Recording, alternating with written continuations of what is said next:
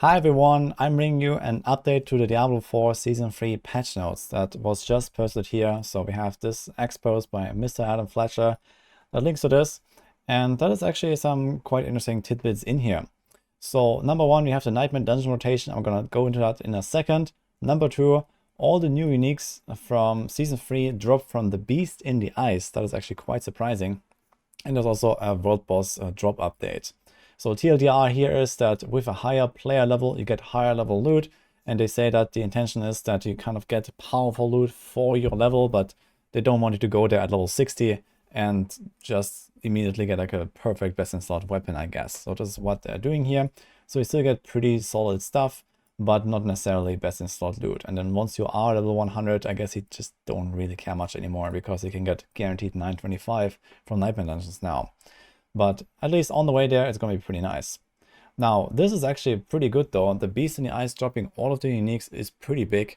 Previously, I expected that those uniques would come from the new boss from Season 3, Malphas from the Vault.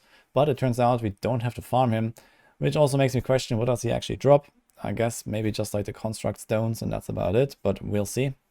But Beast in the Ice is actually very easy to farm now, because here in the patch notes previously, they've buffed the Distilled Fear drop rates. This is a material that you need to summon the boss, and every dungeon above tier 30 will give you at least one of these. You need 9 to summon the boss, and also it scales with the tier of the dungeon. So up to every 10 tiers after tier 30, there's an increase for an additional increase in the chance and for additional drops. And at 90, you get always 3 Distilled Fears. So you can, for example, expect that maybe at tier 60 you always get 2.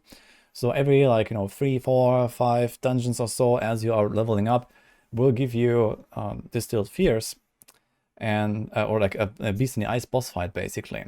And if Beast in the Ice drops like 5 items or so for your class, you have pretty solid chances of getting the new stuff. This is pretty good news for especially druids, I guess, because one of the main leveling builds is going to be Lightning Storm. In general, I think Lightning Storm is probably the best druid build, the most popular druid build coming up at Season 3. So this is great. And also for all of the Zorks, for example, that want to try out the new Meteor stuff. The Necros have the Bloodlands item there, I guess. And yeah, Rogues with the Boots. There's not really a build for it yet, but there is some potential for it. And the Barbs, they have at least a Rend build, the Rend ring there, which is probably going to be quite good as well. But yeah, I think especially for Druids and also to some degree the Sorcerers, this is a very welcome change here.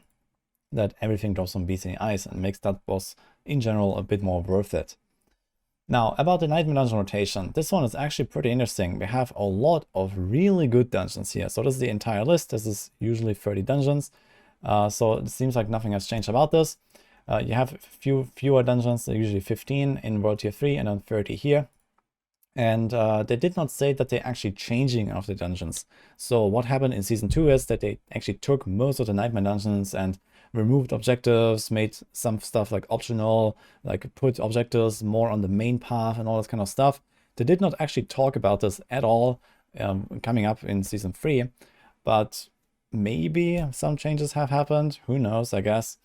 But this is definitely a really juicy rotation. For XP farming, there is some of those favorites from past seasons. There's Deadman's Dredge. There is the Gambit's Demise. That was really good, especially back in Season 0. With like group split farming, for example. Blind Burrows is coming back, by the way. So that is probably like the best or one of the best here as well. There's Uldur's Cave. There is Mercy's Reach as well. So a lot of really, really juicy dungeons up here that are giving you a lot of XP.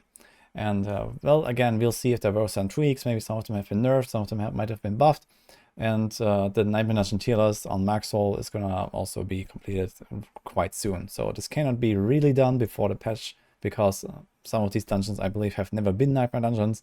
And also, we don't know what they have changed about them. So even though the devs didn't talk about changing them, I would actually imagine that some changes have occurred, but who knows? At least previously, months ago, they said that as they go season by season and rotate those dungeons, they will also like tweak them and make them more modern basically. But yeah, overall it looks really exciting, and I think there's going to be a really juicy season here when it comes to Nightmare Dungeon farming, especially for the group players, with the blind burrows coming in again.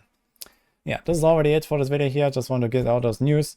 I'll have a lot more videos coming up here with the launch of the season, and then yeah, after that, of course, you're going to see a lot of stuff from all new things that we discover.